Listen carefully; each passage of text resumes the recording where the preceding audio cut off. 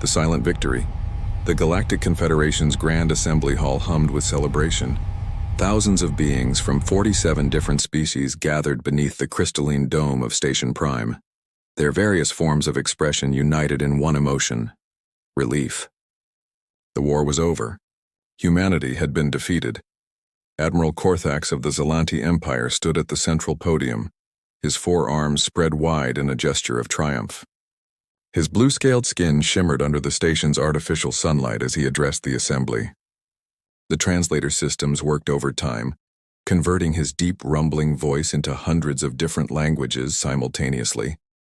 "Fellow members of the Confederation," Korthax began, his voice carrying across the vast chamber. "Today marks the end of the most devastating conflict our galaxy has ever witnessed. The human threat has been neutralized. Their fleet lies in ruins at the Battle of Crimson Nebula. Their military infrastructure has been dismantled. The aggressive expansion that threatened our peaceful coexistence has finally been stopped."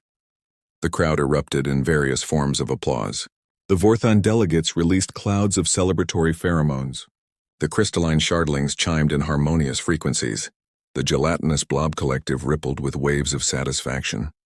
Every species present had contributed to the war effort, and every species had suffered losses. Now they believed those sacrifices had meaning.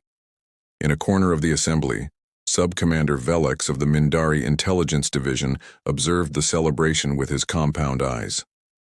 Unlike his celebrating colleagues, Velix felt uneasy. Something about the human surrender didn't sit right with him. The humans had fought with incredible ferocity for 3 years, adapting to every strategy, countering every weapon.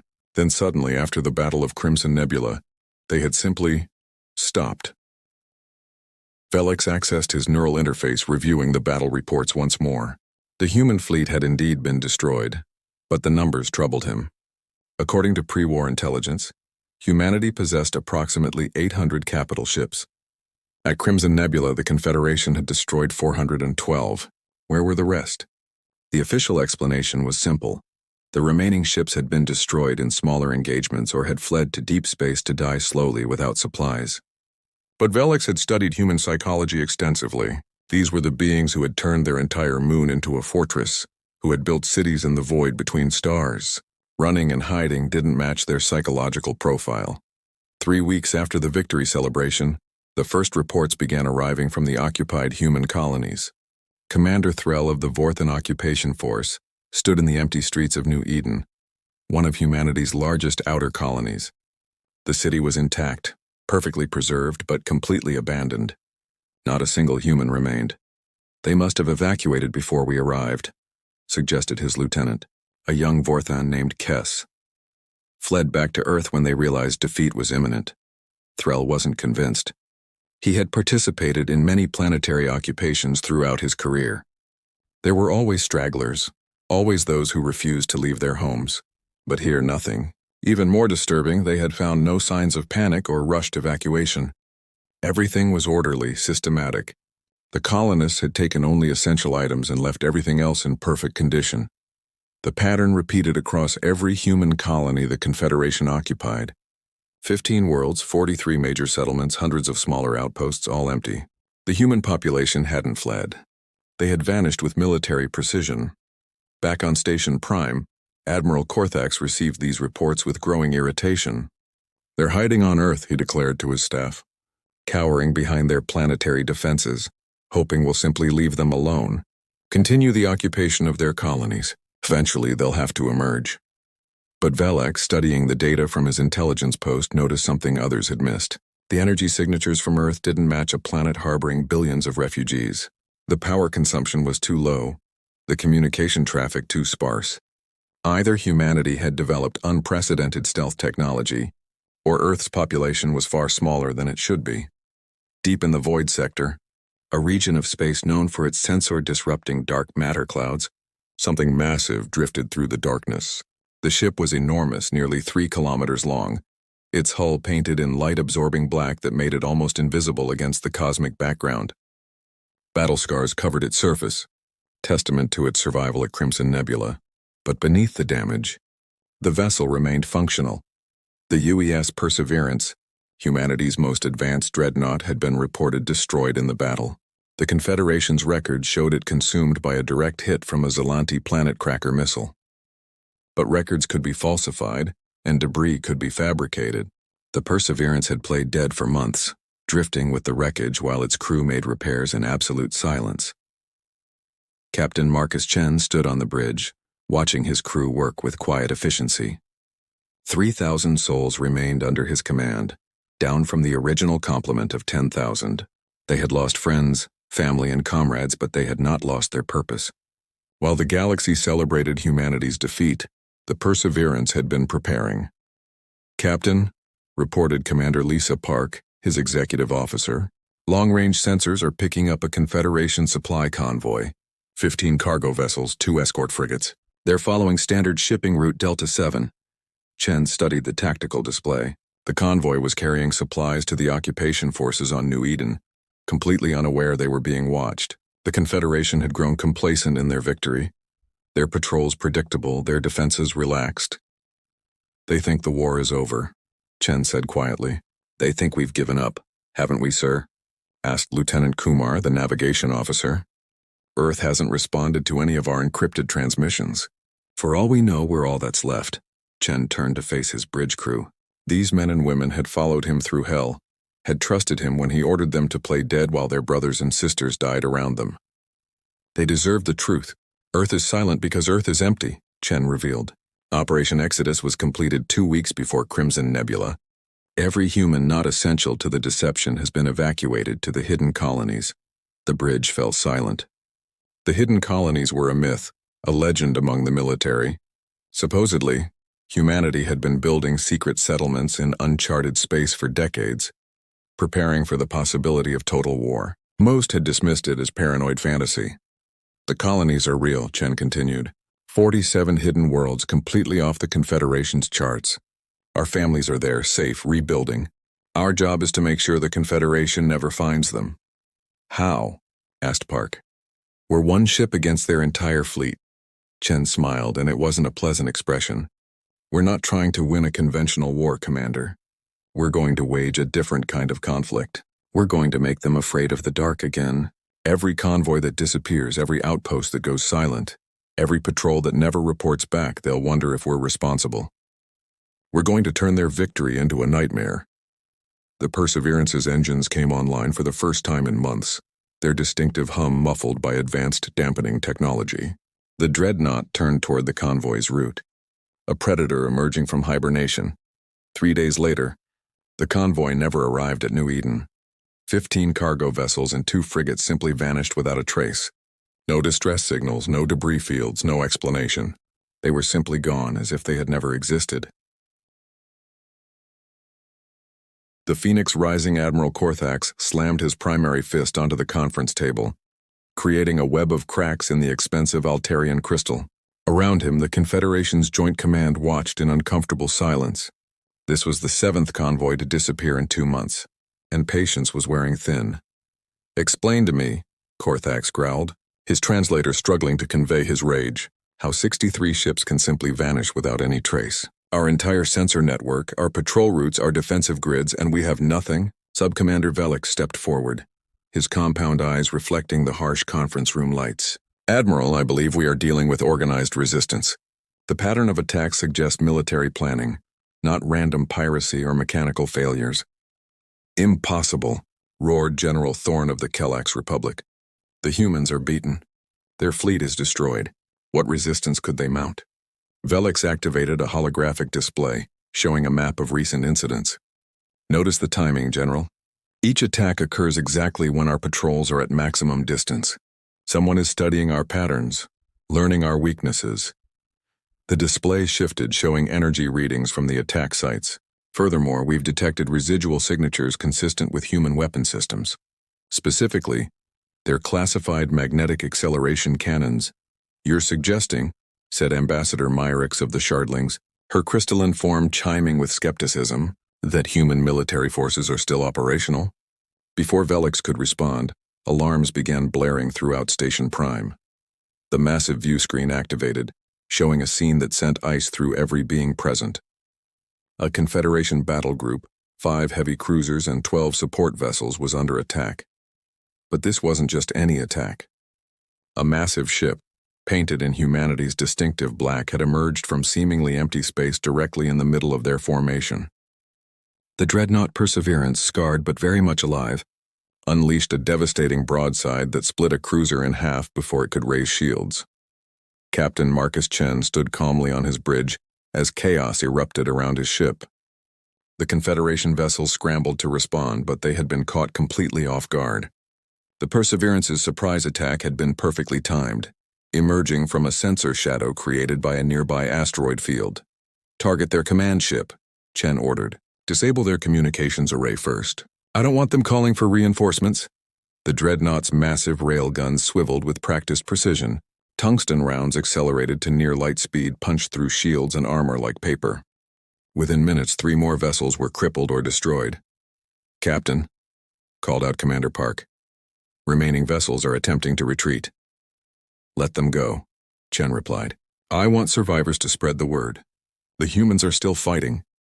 As the surviving Confederation ships fled, Chen activated a wideband transmission, knowing it would be intercepted and analyzed by every intelligence service in the galaxy. "This is Captain Marcus Chen of the United Earthship Perseverance. We bring a message to the Galactic Confederation. You believed the war was over. You were wrong. Humanity has not surrendered. We have not forgotten. Every occupied world will be reclaimed.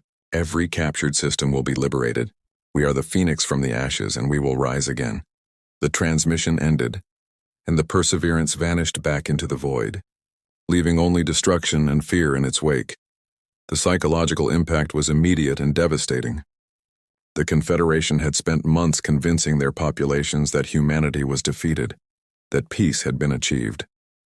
Now a human warship had appeared from nowhere, destroyed a battle group, and vanished again like a ghost. Panic spread through the occupied colonies. If one human ship had survived, how many others were out there? Every shadow could hide a threat. Every sensor glitch could herald an attack. The occupation forces, spread thin across dozens of worlds, began demanding reinforcements. Back in the hidden colonies, concealed in uncharted space beyond the galaxy's edge, humanity was far from defeated. Admiral Sarah Constantine stood in the command center of Sanctuary Prime, the largest of the hidden worlds. Around her, displays showed the true extent of humanity's survival. "Operation Phoenix is proceeding as planned," reported General Harrison, her military advisor. "The Perseverance has successfully destabilized their occupation forces. Fear is spreading through their ranks." Constantine nodded. For 18 months, humanity had been executing the most ambitious deception in military history. The Battle of Crimson Nebula had been a calculated sacrifice, allowing the Confederation to destroy empty ships run by skeleton crews and AI systems, while the real fleet escaped to the hidden colonies. "What's our current military strength?" she asked. 417 capital ships at full readiness," Harrison replied. "Another 200 in construction. The automated shipyards are producing vessels at maximum capacity. We'll reach pre-war strength within 6 months." The hidden colonies had been humanity's greatest secret, a project spanning 50 years, self-sufficient worlds in uncharted space, equipped with the most advanced technology humanity could develop. When the war turned against them, Earth's leadership had made the hard choice: evacuate the species and let the enemy claim an empty victory. "And our population?" Constantine continued. 14 billion souls, Admiral. All safe, all working toward the same goal. The colonies are thriving. Agriculture is exceeding projections. Industrial output is at 140% of estimates. Constantine smiled. The Confederation had no idea what they were truly facing. They thought they were hunting a single rogue ship, maybe a handful of survivors. In reality, they were facing an entire civilization that had vanished into the dark, rebuilt, and was now preparing to return. Captain Chen, meanwhile, continued his campaign of terror. The Perseverance struck without warning, hitting supply lines, communication relays, and isolated patrols. Each attack was precisely calculated to cause maximum psychological damage with minimal risk. The Confederation tried to adapt, but Chen was always one step ahead. When they grouped their convoys together, he attacked their static installations. When they fortified their bases, he hunted their patrols. When they tried to track him, he vanished into the cosmic background radiation impossible to detect. Sub-Commander Velex, studying the patterns obsessively, began to understand the truth. This wasn't random guerrilla warfare. This was preparation. Each attack weakened the Confederation's infrastructure in specific ways, creating vulnerabilities that could be exploited later. Admiral Velix reported to Korthax, "I believe the human ship is not alone. The attacks are too coordinated, covering too much space for a single vessel. We may be facing a larger resistance than we thought." Korthax dismissed the concern. "1 ship or 10, it matters not.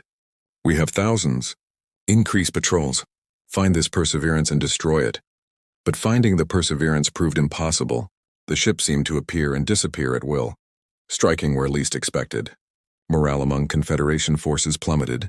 Soldiers refused night watches. Pilots demanded escort fighters for routine patrols. The cost of maintaining the occupation tripled as security measures increased.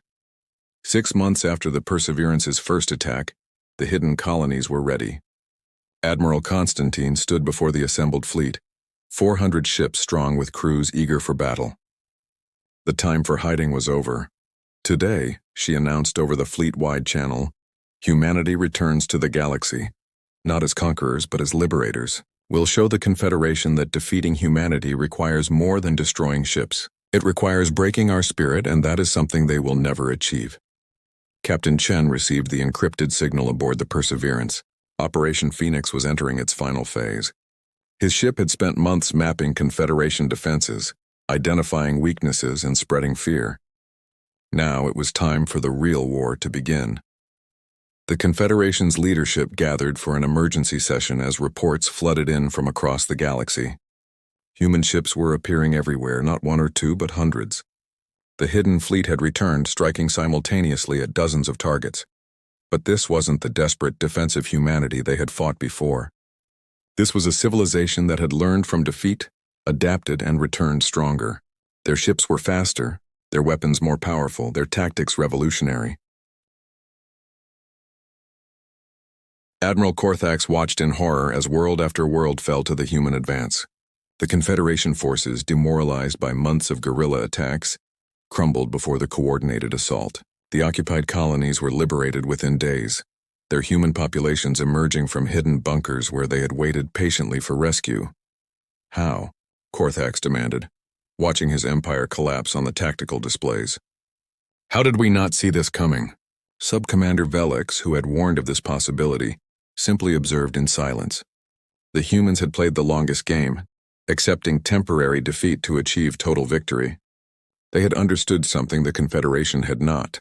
Sometimes, the greatest strength was knowing when to disappear and when to return. Captain Chen stood on the bridge of the Perseverance as the human fleet approached Station Prime. The Confederation was offering surrender terms, their mighty alliance shattered by the return of an enemy they had thought defeated. "Sir," Commander Park reported, "Admiral Constantine is asking for your recommendation regarding their surrender." Chen looked at the station where, just months ago, aliens had celebrated humanity's defeat. He thought of all the friends lost, all the sacrifices made, all the months spent in darkness waiting for this moment. "Tell the Admiral," Chen said, "that we should accept their surrender. We've proven our point. Humanity doesn't conquer, we survive, and we always come back." The war was over, but this time it ended on humanity's terms. The galaxy had learned a valuable lesson. Never count humanity out, never celebrate too early, and never, ever, believe that humans would simply give up and disappear into the night. Because sometimes, disappearing was just preparation for the most spectacular return.